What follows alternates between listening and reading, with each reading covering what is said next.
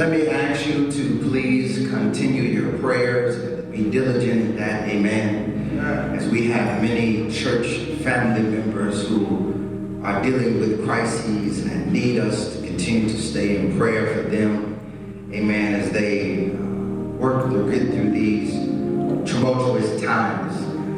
One of those is Dolores Phillips Jones, member of this congregation who has a brother-in-law and a sister who has tested positive for the coronavirus.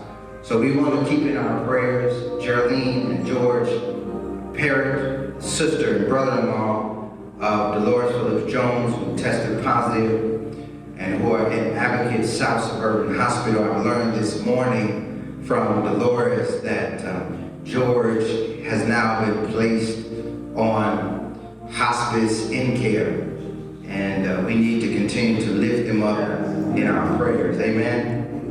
And then to that, an extension to that family, Samuel Gaynor, the brother-in-law of Eugenia Phillips, who is the cousin of Dolores Phillips Jones, has also tested positive for the coronavirus in Pine Bluff, Arkansas. Also his children and him are now quarantining at home, but his wife, Gloria Gaynor, passed from the coronavirus and her services have been postponed. Amen. I also ask that you keep Derek Buford, in your prayers. His nephew passed in Detroit, Michigan on March 26th. And then Terrellyn McCarter, the cousin of Manetta Harris, passed on March 27th. And then our very own Minister Melissa Chance has had 2 losses in her family days apart. She lost her great uncle, Les Holliday, and her grandmother, Sister Doris Fugler. So please keep them in your prayers. As you know, it is difficult times, not only for the virus, but for those who are losing loved ones, who are unable to be with their family members in a celebration of life. Services, funeral homes are diminishing, the gathering down to 10 people, which is immediate family. And so it is a difficult time not only to grieve, but to have to grieve in isolation when you cannot be with your family members as we are normally used to gathering. So keep them in your prayers. And then we learned that Mr. Clifton Ross has been released from the hospital and is at home hospice care. Amen. So continue to pray for him. And then Arika Gordon Taylor, who is the goddaughter of Thomas Crosby, who has also passed away. And Arika was the cousin of Emmett Till and the president, the executive director of the Emmett Till Foundation. So please keep all of those in your prayer. That is a heavy loss for this city and for that family. We're also requesting prayer for Cynthia Justice and Ollie Gordon. And if you need to be prayed for, and if you have prayer concerns, I'm asking you to continue to send those prayers to Karen Atkins at K.E. Atkins at thirdbaptistchicago.org. The Bible says that the effectual, fervent prayers of the righteous availeth much. So we need to continue to be in prayer for one another and for ourselves. I believe that prayer changes things. We need to ask God, petition God, and ask Him to hear our silent prayers and our verbal prayers. And I believe that God will answer from heaven as He always does. God does not always come when we call Him, but God is never late. He's always on time. So continue to lift up your voices in prayer. Send your prayers to us so that we can join with you in those prayers on our Thursday night prayer call. Amen? Amen. Thank you, and God bless you.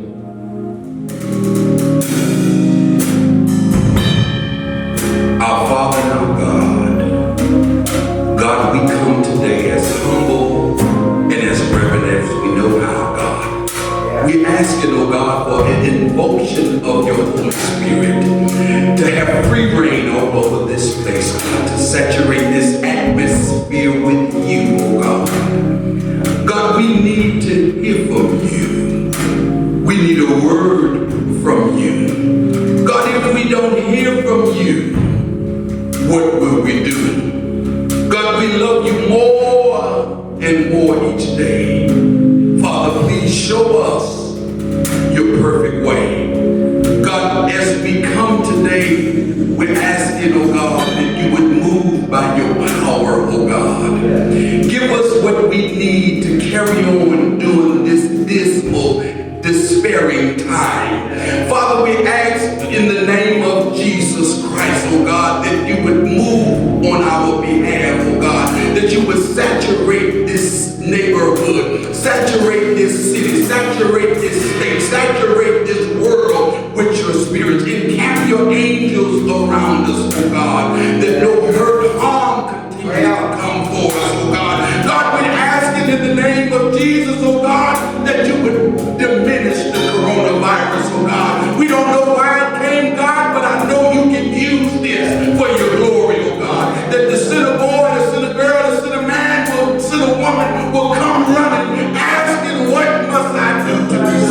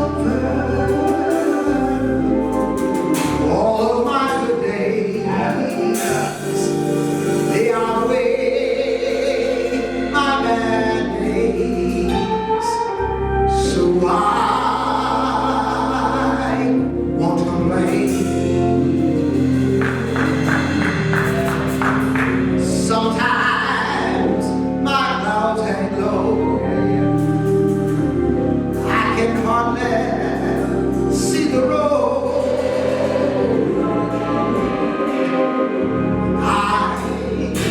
I asked the question, Lord, why so much pain? He knows what's best for me. Although my weary eyes can't see, so I'll just say thank you, Lord. Thank you, Lord. I won't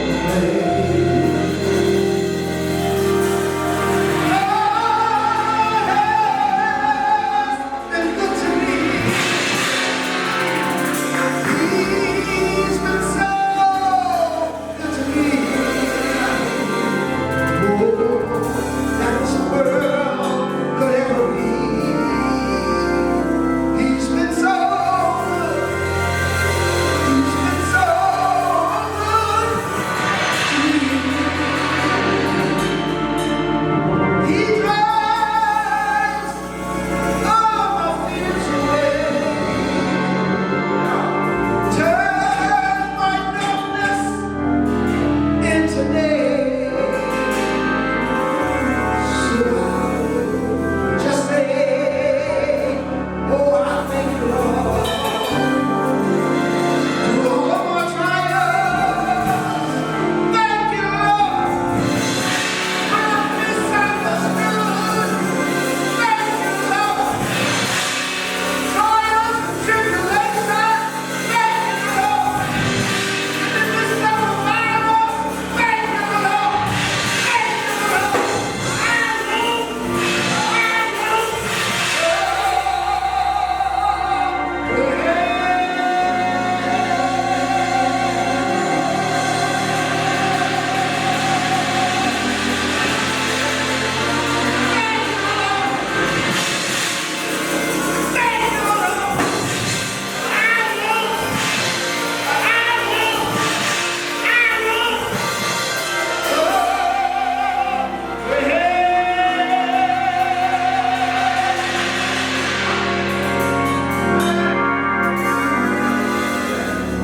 Oh, that's a place for you to just give God some praise right there.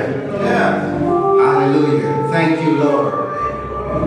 Sometimes you have to say that with tears in your eyes.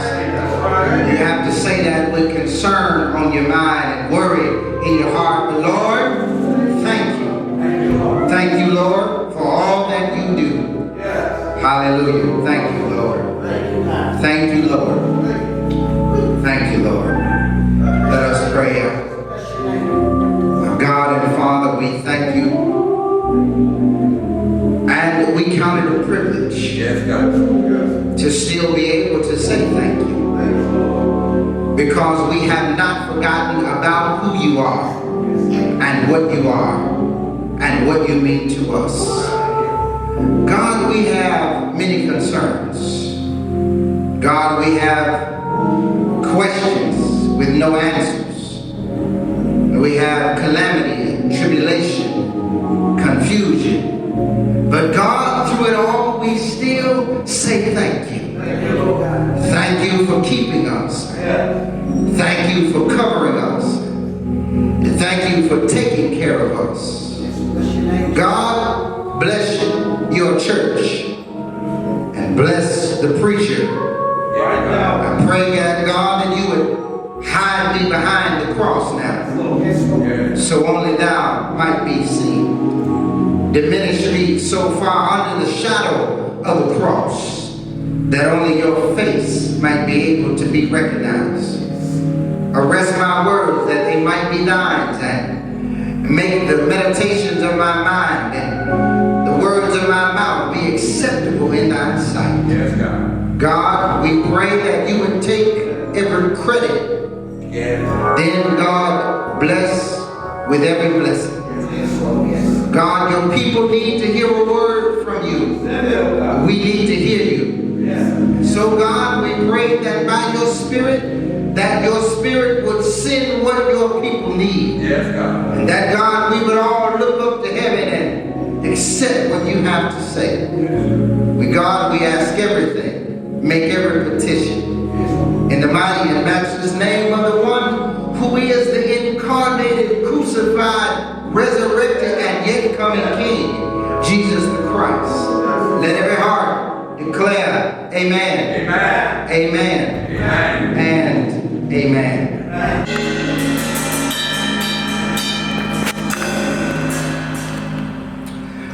Join me this morning, this day, in the Word of God, in the book of Hebrews, starting at chapter 9, starting at verse 11 and commencing at verse 15. That is Hebrews chapter 9, starting at verse 11 and commencing at verse 15. I'll be reading from the NRSV, the New Revised Standard Version of the Bible. This unknown author text, it reads in chapter 9, verse 11, "But when Christ came as a high priest of the good things that have come, then through the greater and perfect tent, not made with hands, that is, not of this creation, when he entered once and for all into the holy place with the blood of the goats and calves, but with his own blood, thus obtaining eternal redemption.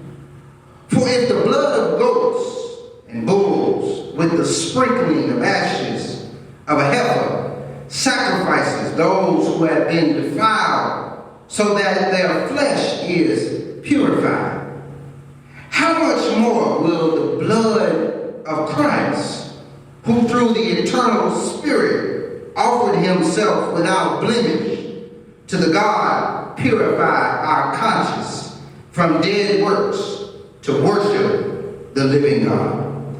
Amen. amen. You may be seated in the presence of God. I want to tag this text this morning, this day, on Palm Sunday. Simply, Jesus makes everything all right. Jesus makes everything all right. That sounds small and light, but in light of where we are as a world and as people of God in the face of this pandemic, I believe that it is not small to suggest that Jesus can make and will make everything all right. Yes, sir. Palm Sunday is the start of what we recognize and know as Holy Week. Yeah. Or it also is called Passion Week. And passion in this regard is not the passion that we know, but passion in this regard means the suffering of Christ.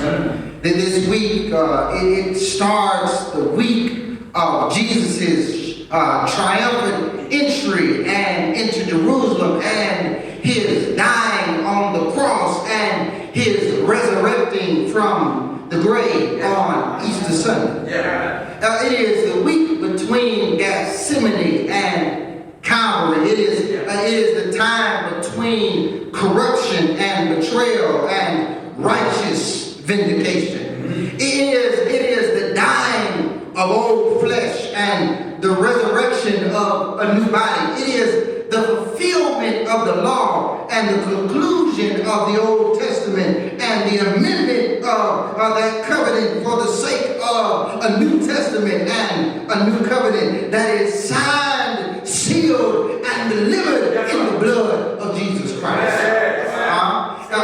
The the traditional thing to do would be for me to talk about the triumph entry of Jesus into Jerusalem. Where the crowds shouted and praised with palm branches and shouted, Hosanna, Hosanna. Or it would or to talk about how Jesus cursed the fig tree, which was the symbol of the church that produced no fruit by the Spirit of God. What good would it be for a tree that is standing that bears no fruit? Any tree that can't be eaten up should be eaten up and carried off into non-existence. Or I could talk about the symbolism of the cleansing of the temple, where Jesus reminds us that real cleansing happens on the inside, not the outside, because on the outside, we can look like the temple. On the outside, we can look like the church, but it's not until our hearts are clean that allows us to actually become the church. Remember what the scripture says, who can ascend into the hill of the Lord, or who may stand in the holy place? Only he that have clean hands and a pure heart.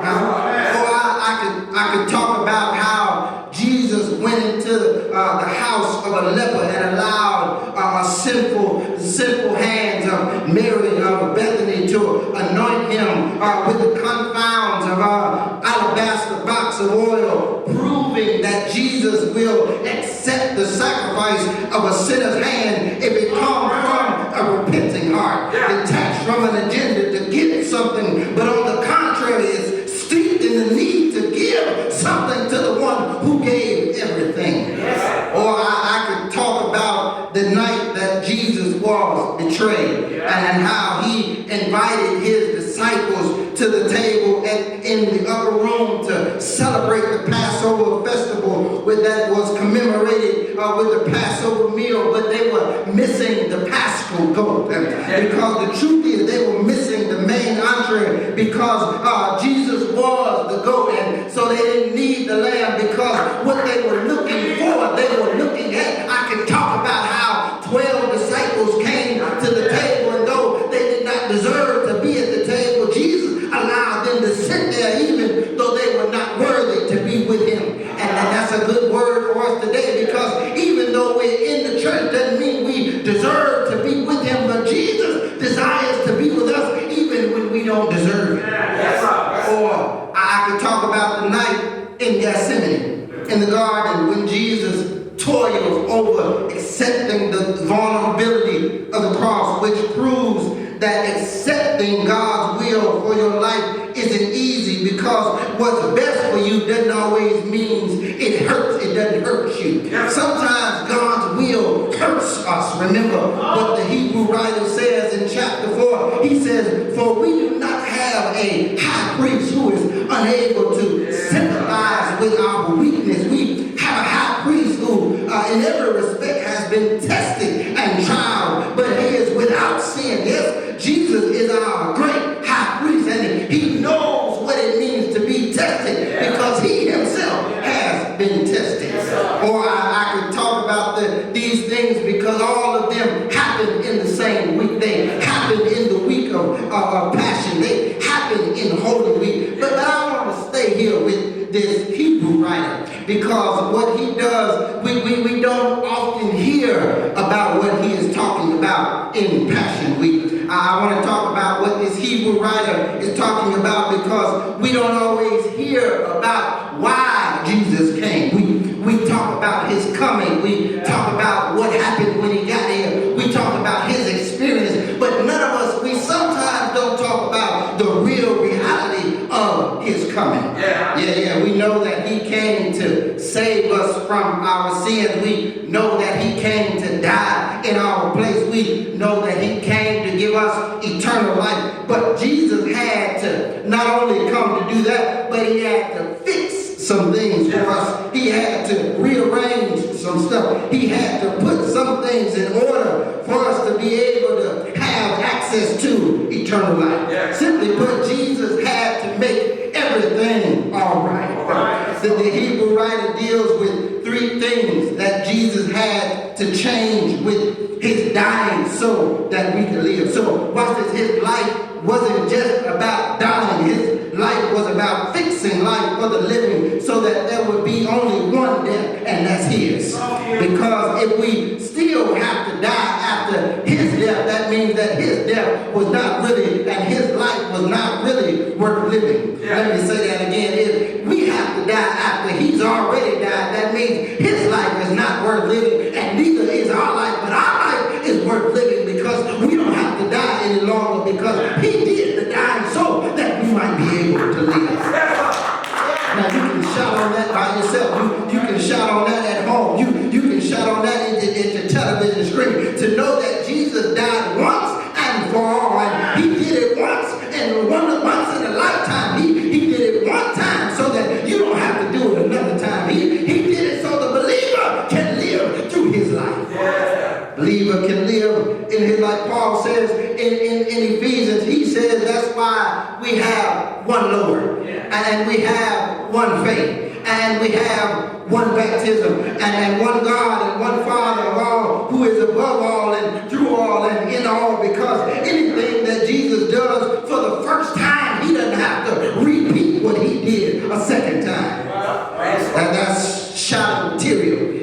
Is it because when you consider that the Lord doesn't have to keep making restitution, that the Lord doesn't have to keep on making recompense for our daily shortcomings and consistent fall down? Whenever the Lord accepts you, you are accepted. Whenever the Lord forgives you, you are forgiven. Whenever the Lord blesses you, you are blessed. Whenever the Lord chooses to be merciful and gracious and kind, the Lord never stops doing what the Lord can do.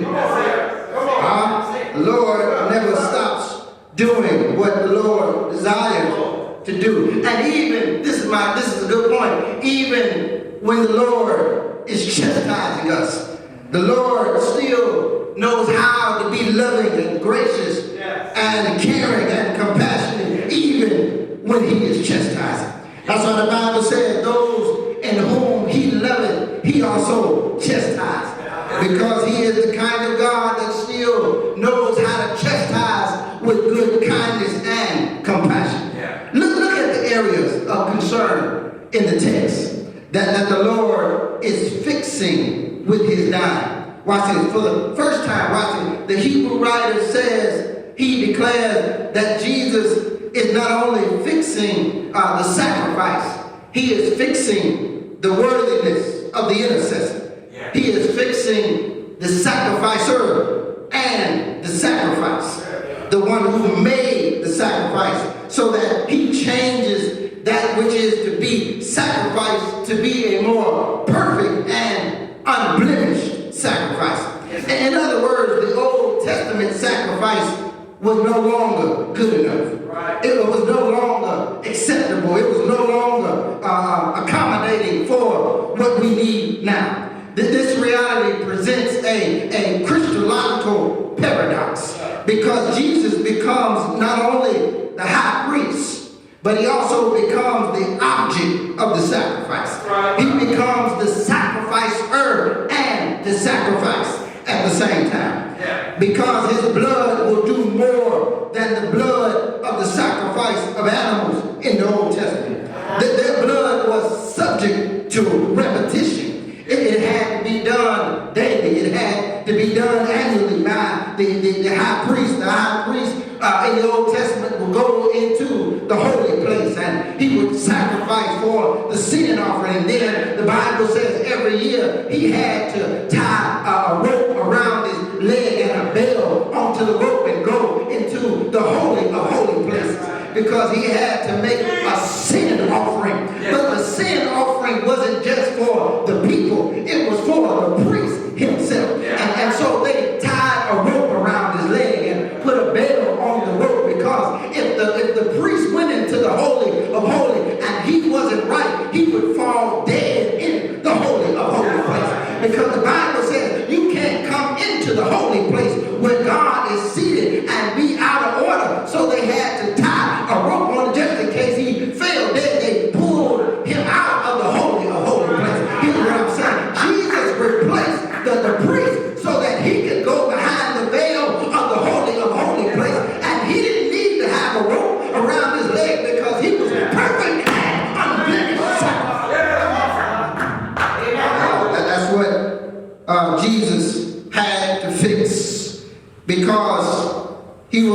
subject to have to go back and do another sacrifice.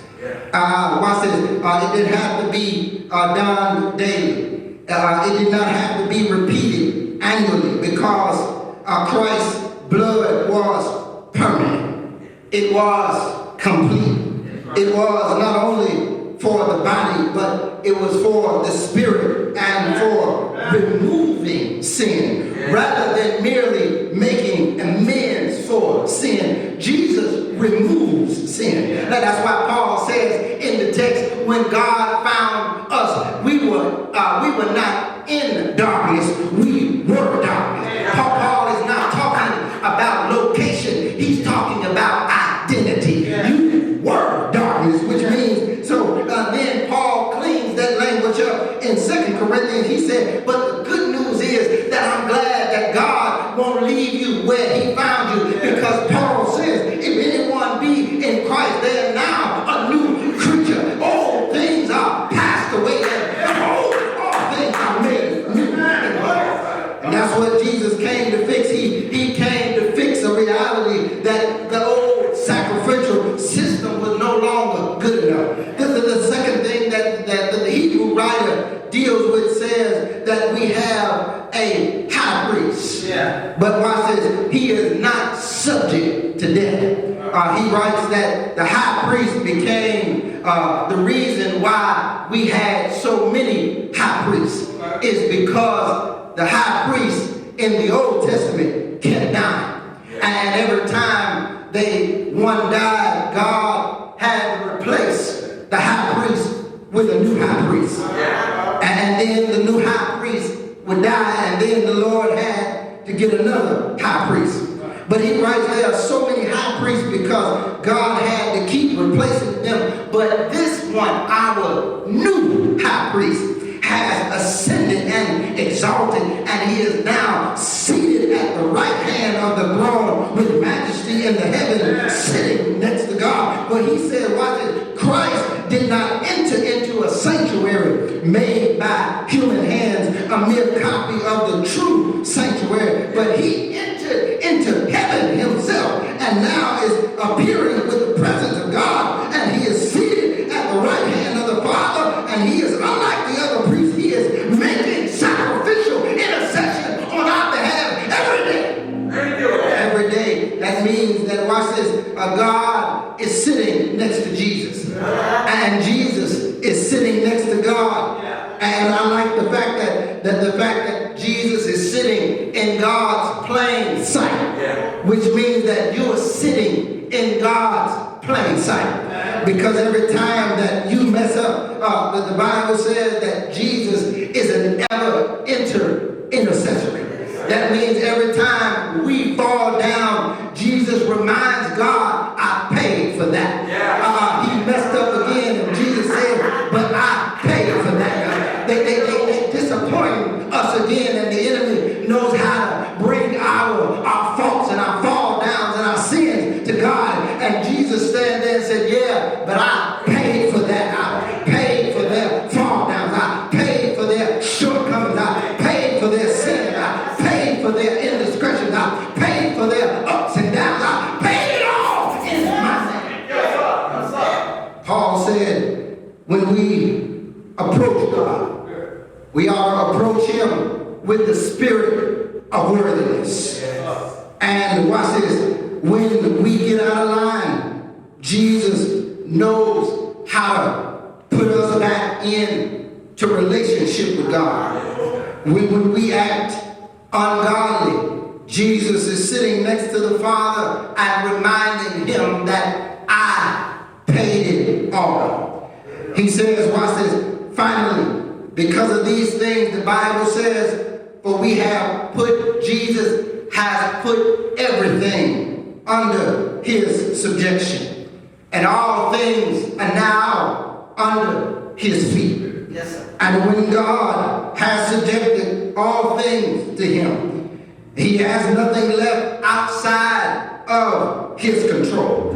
Because Jesus is now not only the high priest, the Bible says that he is the mediator of the new covenant. And since everything is under his feet, And since everything is under his control, and since all things are held together by him and for him, we are free to worship God in the spirit of holiness and in truth. In closing, I just want to remind you this way that Jesus makes everything all right. And I like how every now and again you have to let the scriptures speak to you in moments like this. I know that we are fearful and afraid. I know that we have some tribulation and some hardships and some confusion. I know that we have some worried days and some sleepless nights. I know that we have some concerns and we got more questions than we have answers. But every now and again, you need to go to the Bible for your support and dig through the concordia and the spirit of the testimony and hear what thus said the Lord. I like it this way. The Bible says that David wrote in the 23rd number of Psalm. He says that the Lord is my shepherd. I wish I had a witness here. And I shall not want. The Lord is thy keeper. The Lord is thy shade upon thy right hand. Jesus makes everything all right. The Lord is thy refuge and thy strength. He is a very present help in the time of trouble. Jesus makes everything all right. I like the Bible when he gets to Psalm 27. He said, the Lord is my light and my salvation. Whom shall I fear? The Lord is the strength of my life. Of whom shall I be afraid? When the wicked and my enemies came and my foes came upon me to eat of my flesh, they stumbled and failed. That means when the coronavirus came, when sickness came, when the enemy came to eat of my flesh, they stumbled and failed. Though the camp host against me, and my heart shall fear not. Though war shall rise up against me, in this will I be comforted. One thing have I desired of the Lord, and one thing shall I seek after, that I may dwell in the house of the Lord all the days of my life, to behold the beauty of the Lord, and to inquire in his temple. For in the time of trouble he shall hide, and his pavilion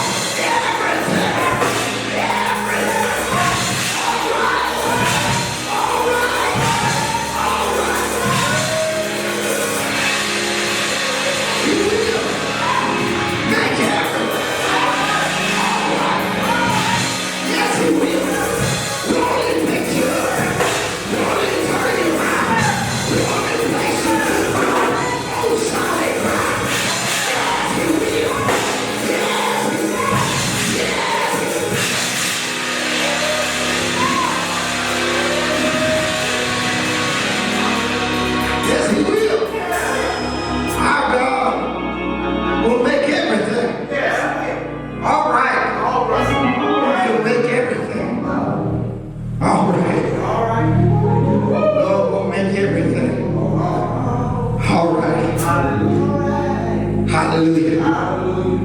If you're here today and you don't know that the Lord will make everything all right, I want to talk to you. If you've not chosen the Lord as your Savior, you need to look now and hear His voice and give your life to Christ. The Bible says there is only one prerequisite for us to be saved. If thou wilt confess with thy mouth the Lord Jesus Christ and believe in thy heart that God did raise him from the dead, you shall and can be saved. The doors of this church are open. Give it right to the Lord.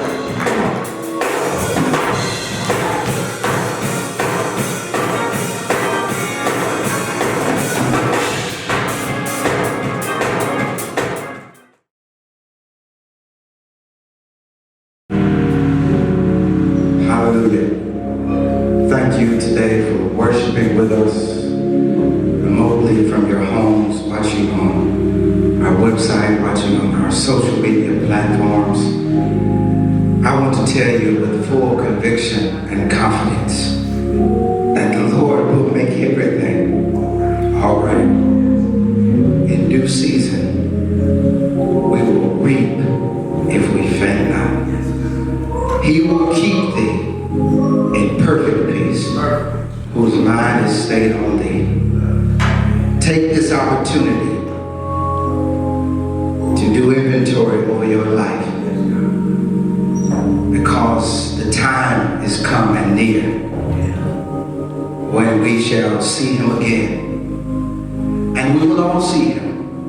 The Bible says that every knee will bow and every tongue shall confess that he is Lord over life.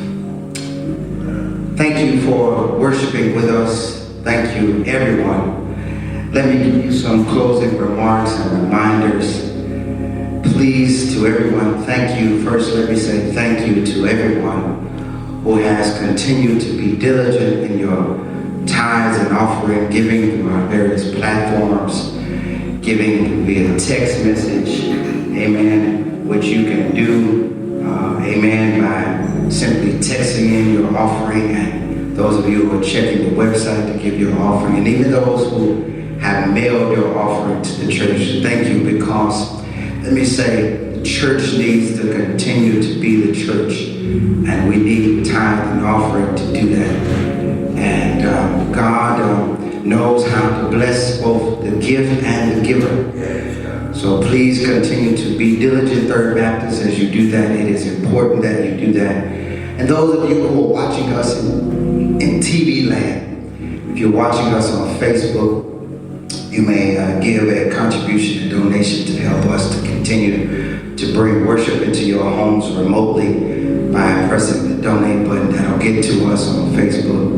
Please continue to stay diligent as we work through these unprecedented times. Amen. Amen. Remember, there'll be updates from me every Tuesday, both video and audio and via letter. And then on Thursday, you will get another update.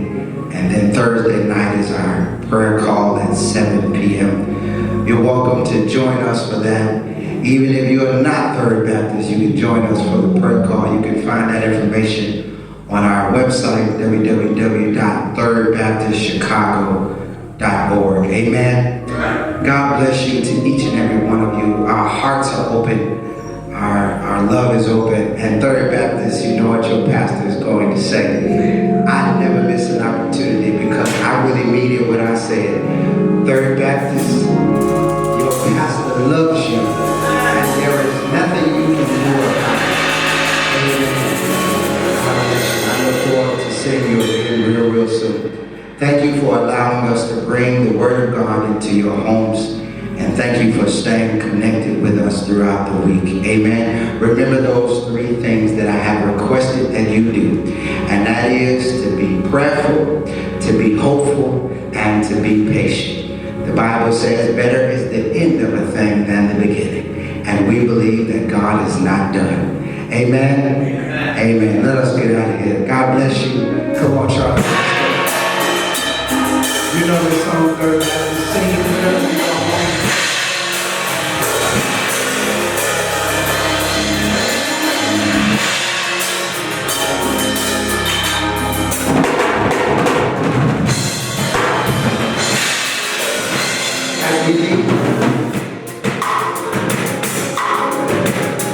As we go ourselves,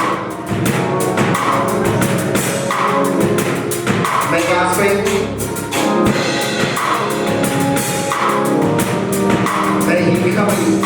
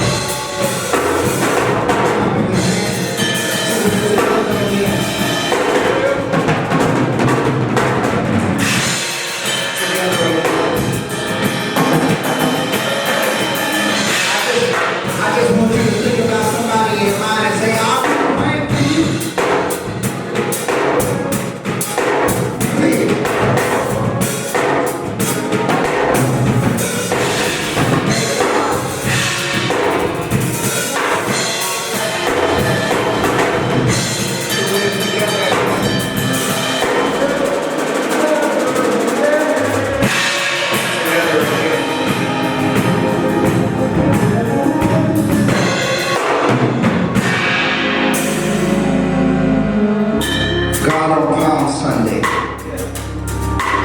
we're reminded that you became the great high priest.